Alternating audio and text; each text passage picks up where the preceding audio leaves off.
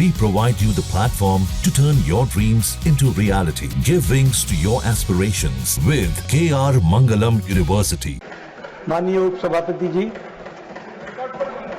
Operation सिंदूर पर आपने मुझे बोलने का मौका दिया। मैं आपका धन्यवाद करता हूं कि मुझे आपने इस गंभीर विषय पर चर्चा का मौका दिया है।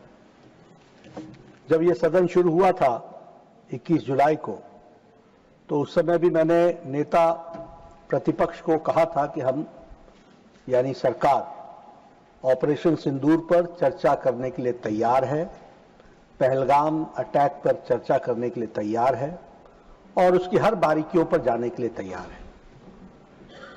और बिजनेस एडवाइजरी कमेटी के बाद ये तय हुआ, 16 घंटे का चर्चा हम सब लोग यहां पर कर रहे हैं। पहलगाम घटना, दुर्घटना, ये बहुत ही हृदय विदारक है, दुखदाई है, मानवता को झकझोर देने वाली है और जितनी भी निंदा की जाए वो कम है। यह निंदनीय है और हम सब लोग एक स्वर से उस घटना की निंदा करते हैं। हमें मालूम है कि 25 भारतीय और एक नेपाली सिटीजन उस घटना में उनकी जीवन लीला समाप्त हुई। घटना ऐसी कठोर थी जो किसी को भी बर्दाश्त और उसकी कल्पना करना भी बहुत दुर्भर हो रहा है।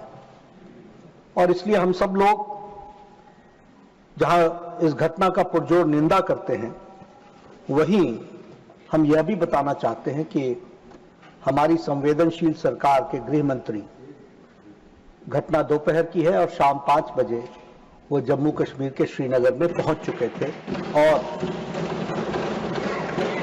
साथ ही साथ हमारे प्रधानमंत्री जो सऊदी अरेबिया में थे, उन्होंने अपना विजिट को कट शॉर्ट करके रात को ही वहां से चल करके प्रातः वो यहां आकर के उन्होंने कैबिनेट कमेटी फॉर सिक्योरिटी और उसकी डिटेल्स की वर्कआउट करने के लिए 23 तारीख को बैठक की।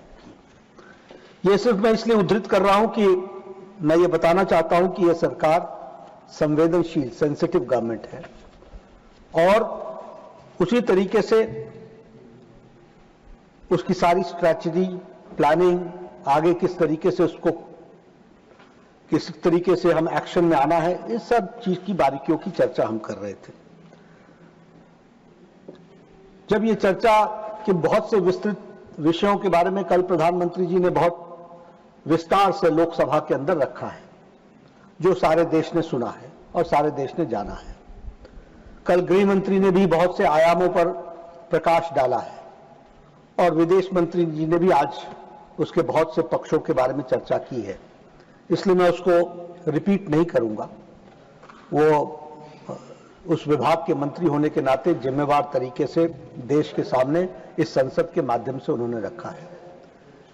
लेकिन मैं एक बात जरूर बताना चाहता हूं और वो एक सीरियस थॉट के साथ हमको लेना चाहिए।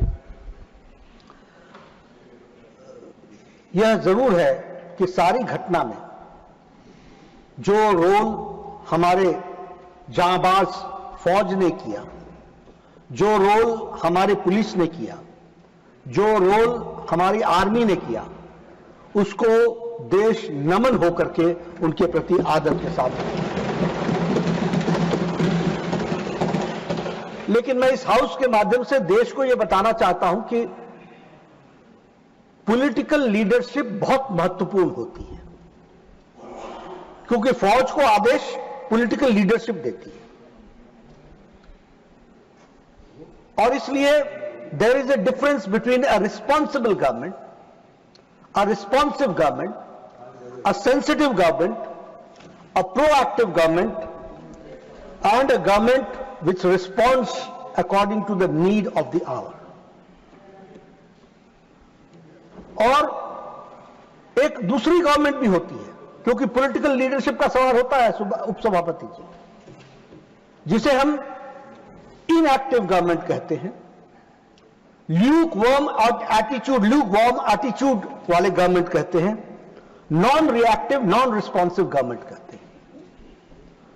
और इस अंतर को समझने के लिए सिर्फ पहलगाम की एक घटना को आइसोलेशन में देखने से शायद हम देश के साथ और इस नैरेटिव के साथ हम अन्याय करेंगे।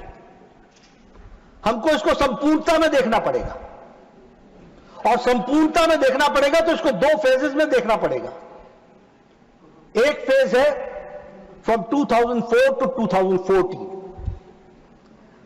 One type of set of leadership, और एक फेज है फ्रॉम 2014 टू 2025। हमको इस दो फेजेस में इसको समझने की जरूरत है, क्योंकि आपने कहा था कि पहलगाम पर चर्चा हो, मैं इसकी डिटेल में आपके साथ चर्चा करना चाहता हूं। मैं बताना चाहता हूं कि अगर हम बात करें 2004 से 2014, मैं 2014 से 2025 के बारे में बाद में आएंगे, क्योंकि ब्लैक पिक्चर दिखाने से व्हाइट पिक्चर समझ में आती है। अमावस्या को दिखाने से ही पूर्णमासी का समझ में आता है।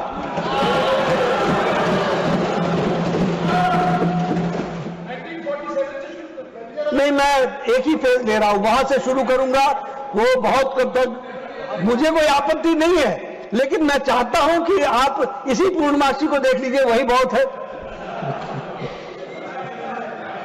देखिए, श्रमजीवी एक्सप्रेस में जौनपुर में 2005 में हरकत उल जिहाद ने बम ब्लास्ट किया, 14 लोग मारे गए, 62 लोग हताहत हुए, कोई एक्शन नहीं लिया गया। No action was taken. Let this be on record. जो लोग हमसे आज पूछ रहे हैं पहलगाम का क्या हुआ, पहलगाम का क्या हुआ, तो पूछने के पहले अपने गिरबान में जरूर झांक करके देखें कि उन्होंने कब क्या किया।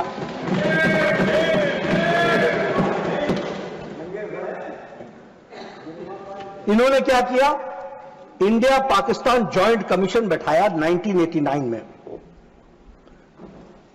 और met under the co-chairmanship of two foreign ministers in Islamabad on October 4, 2005, Shri Natwar Singh of India and Mahmood Kasuri from Pakistan, to establish technical level of working groups. Technical level of working groups. किस पर? Not on terrorism, on agriculture, on education, on information, on telecommunication, on environment, and on tourism. ये है आपका joint action group. This is how you react. This is how you react to terrorism. ये है आपका reaction towards terrorism. Delhi serial bomb blast, 29th October 2005. Sarojini Nagar, Paharganj, Govindpuri, Delhi करने वाले लश्कर तौयबा के कितने लोग मारे गए? 67। इंजर्ड कितने हुए? 200। और दिवाली के पहले ये बॉम्ब ब्लास्ट हुआ, ठीक दिवाली से ठीक पहले। आप समझिए, उस समय की कल्पना कीजिए, और उस समय की सरकार की इनसेंसिटिविटी को समझिए। No action was taken.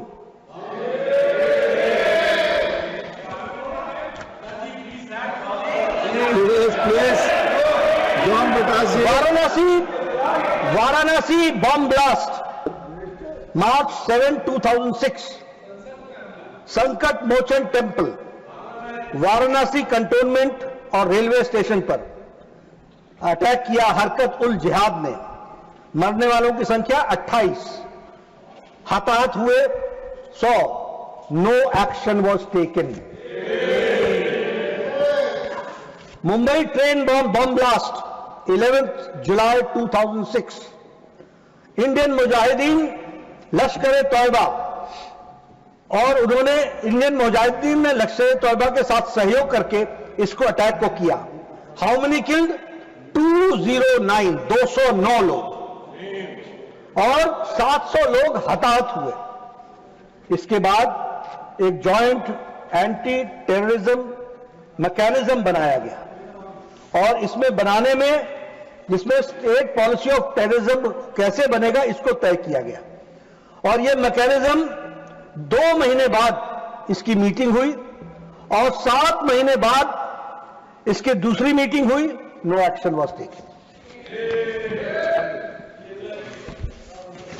और सबसे बड़ी बात कि हमले भी होते रहे और पाकिस्तान के साथ ट्रेड भी चलता रहा, टूरिज्म भी चलता रहा, टेलीकम्युनिकेशन भी चलता रहा, एग्रीकल्चर भी चलता रहा, बातचीत भी चलती रही। थार एक्सप्रेस में 18 फरवरी 2006 को वो शुरू हो गई। शिपिंग सेक्टर में इंडिया और Pakistan signed revise shipping protocol इन 2006। ये घटना के बाद की घटना बता रहा हूं मैं, कैसे आपने किस तरीके से पाकिस्तान के साथ आपने डील किया है उसकी मैं एक सच्चाई रख रहा हूं। अटैक हुआ 2007 में, serial bomb blast in Gorakhpur Uttar Pradesh. हरकत उल जिहाद ने किया, 11 लोग मारे गए। 2007 में ही सीरियल बॉम्ब ब्लास्ट हुआ एक साथ लखनऊ, अयोध्या और वाराणसी। हरकत उल जिहाद ने और इंडियन मुजाहिदीन ने किया। उसी तरीके से 1 अक्टूबर 2007 को आपने, ये 2007 की घटना के बाद आपने दोनों साइड से वाघा बॉर्डर और अटारी बॉर्डर से आपने गुड्स कैरियर्स को जाने की परमिशन दे दी। ये बोनस में दिया। एयर सर्विसेज की एग्रीमेंट को इंडिया और पाकिस्तान ने साइन किया। 12 फ्लाइट्स को 28 फ्लाइट्स में कन्वर्ट किया। आप सिर्फ अपीज करते रहे और कहीं भी टेरर के नाम पर आपने प्रेशर नहीं पाकिस्तान पर दिया। ये मैं इसलिए आपको ये याद दिलाना चाह रहा हूं क्योंकि आपको पूर्णमासी तब समझ में आएगी जब आप अमावस्या के दिनों को जानेंगे कि आज मोदी जी की गवर्नमेंट ने क्या क्या किया है, किस तरीके से एक्शन लिया है, इस बात को समझेंगे। 31 दिसंबर 2008 को रामपुर में सीआरपीएफ के कैंप पर हमला हुआ। वहां एक शहाबुद्दीन नाम का एक आतंकी जो पकड़ा गया था, लाइफ कन्विक्ट था, उसको उत्तर प्रदेश की सरकार ने छुड़ाने के लिए तय किया और छुड़ाने के ऑर्डर दिए। इलाहाबाद हाई कोर्ट ने मना किया, you can't do it. Appeasement की हद कहां तक पहुंच गई यह भी हमको समझ लेना चाहिए। जयपुर का बॉम्ब ब्लास्ट 13 मई 2008, place of attack multiple locations in Jaipur. Indian Mujahideen इसमें इन्वॉल्व थी। 71 people were killed and 185 injured. और इसके बाद क्या हुआ 2008 में, इंडिया और Pakistan agreed on a set of specific Kashmir specific confidence building measures. हम कॉन्फिडेंस बिल्डिंग मेजर्स पर चले रहे, वो हमारे को गोलियों से भूनते रहे और हम बिरयानी खिलाने चले रहे।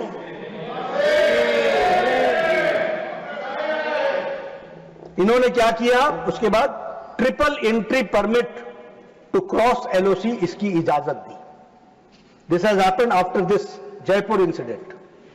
Simplification of the procedures of getting the permit which takes at least 2 years, otherwise वो 2 years लगता है, उसको सिंप्लीफाई किया।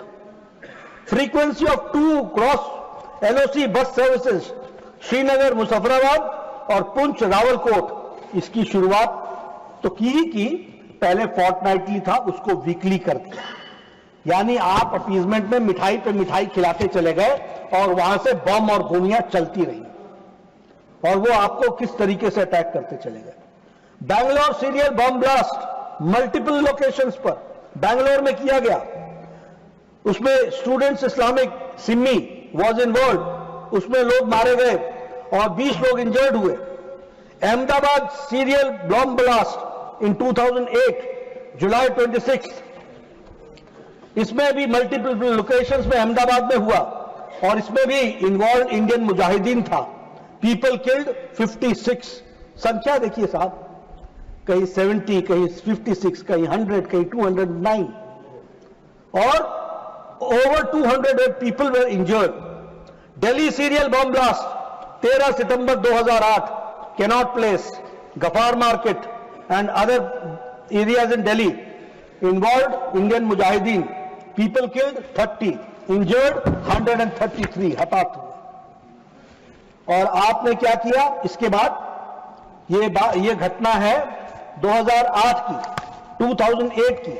आपने क्या किया, हमारे पूर्व प्रधानमंत्री स्वर्गीय Manmohan Singh met with Asif Ali Zardari on September 2008 at Muzaffarabad, and Puch-Rawalkot road was also open to trade on October 21, 2008.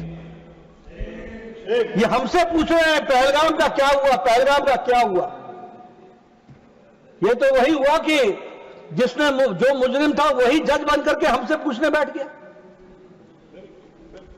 Mumbai terror, Taj Mahal hotel, Oberoi Trident, Shahbad house, Chhatrapati Shivaji terminal, Lashkar e Taiba ने इसकी जिम्मेदारी ली। मरने वालों की संख्या 166 और हताहत होने वाले की संख्या 300। हमारी सरकार ने क्या किया? डोजियर भेजा, डोजियर 26/11